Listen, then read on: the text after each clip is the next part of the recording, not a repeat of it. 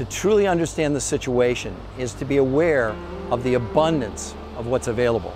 And what's needed, according to the experts, is preventative intervention.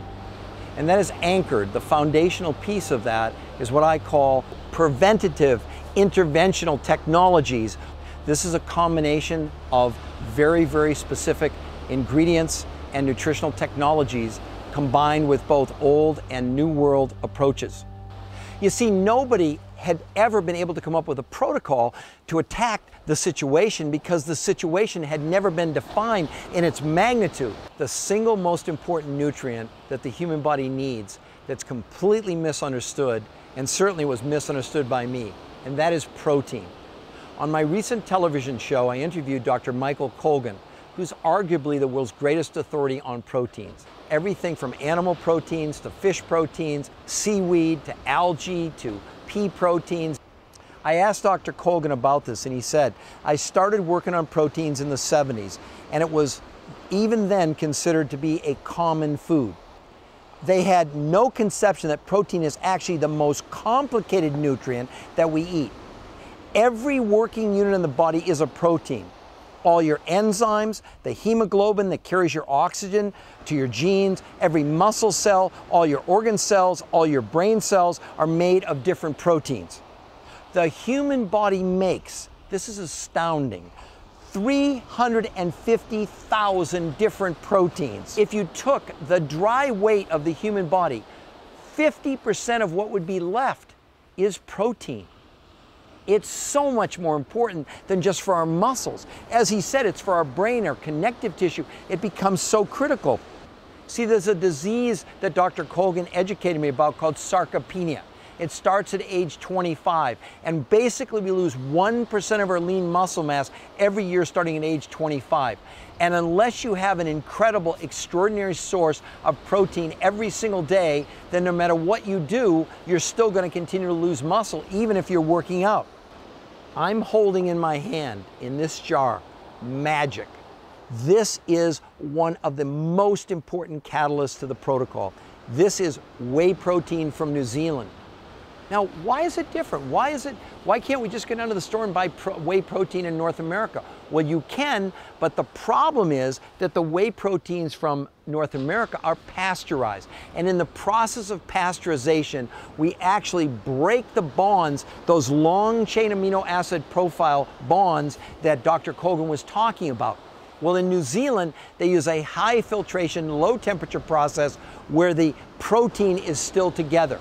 Now, in addition, in New Zealand, those cattle only eat grass. They do not eat corn. Now, why is corn bad? Because corn is not native to a cow. And when a cow ingests corn, what happens is their stomach actually begins to explode. It destroys their immune system. So they shot them with antibiotics. Now, all of a sudden, they realized that not only were the antibiotics helping the sick animals, but they gained weight faster. Then they give them growth hormone. They don't use that in New Zealand. Because those cows only eat grass, they don't need antibiotics, they don't need growth hormone, they age naturally. So the protein that's coming out of these cows is the purest and best in the world. So in the new preventative interventional technologies, what has happened is they've actually enhanced Mother Nature, not taken away from it in conventional processing. So what did they add to make the protein even more effective? Well, one of the concepts that I've talked about before is that it's not what you eat or drink or breathe, it's what you actually absorb.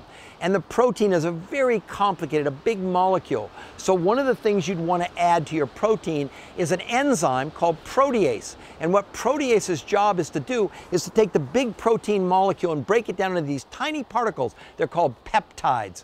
Why is that important? Because it allows the body to assimilate, to absorb it at much, much higher levels. Now, another thing that you'd want to add to the protein to make it more available to the body is something called a prebiotic fiber. You've all heard of probiotic fiber. You've seen the commercials on TV. I have an upset stomach. I'm going to take a probiotic fiber. but it's the prebiotic fiber that is, instead of procedural intervention like a probiotic is, a prebiotic fiber is actually preventative in nature. What it allows the body to do is make massive amounts of good flora, which helps the body to absorb nutrients, especially protein. So by adding that to your whey protein from New Zealand, you're going to make this even more powerful as a cofactor within the whey protein. The last thing, or one of the last things that you want to add, is trace minerals.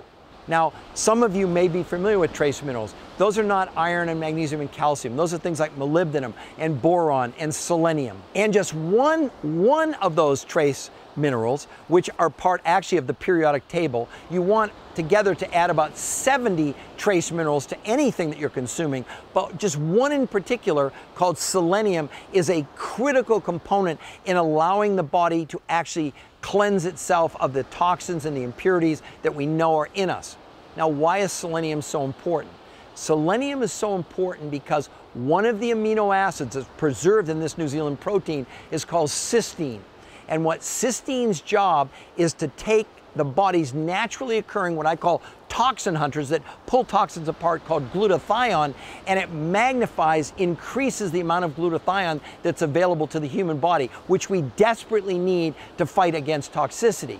What does selenium do? Selenium is a cofactor for cysteine to actually speed up and magnify the impact of the cysteine to make even more glutathione. So for example, if you go and buy a undenatured, meaning a non-pasteurized New Zealand protein, that would be great.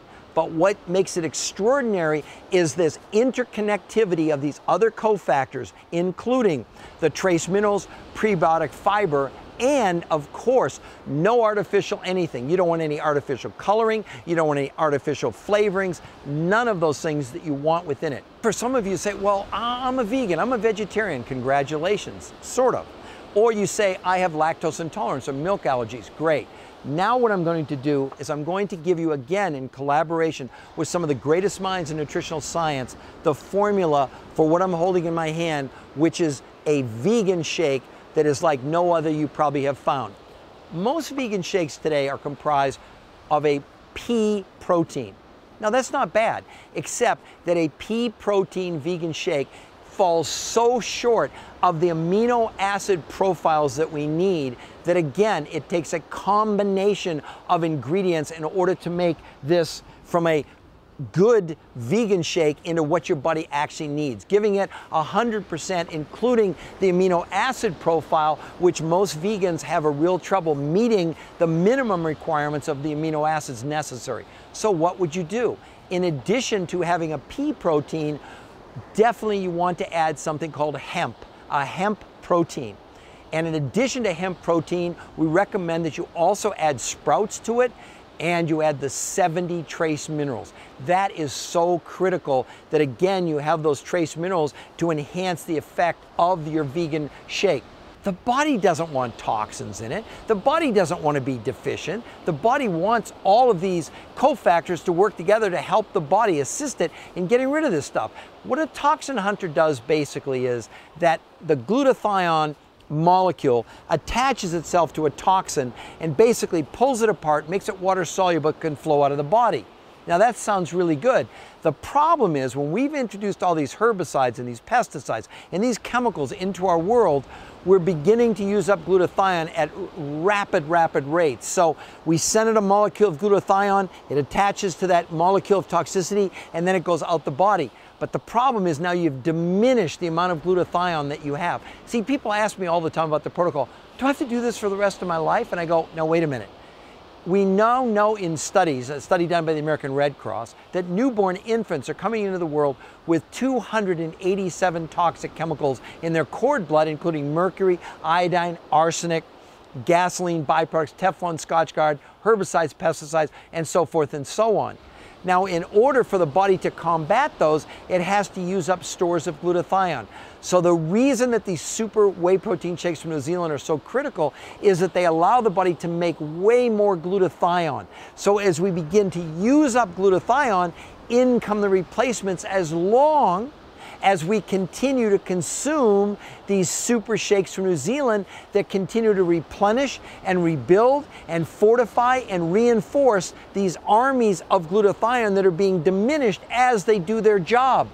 So by combining these cofactors of the trace mineral with the amino acid to allow the body to make more glutathione, that's an incredible thing.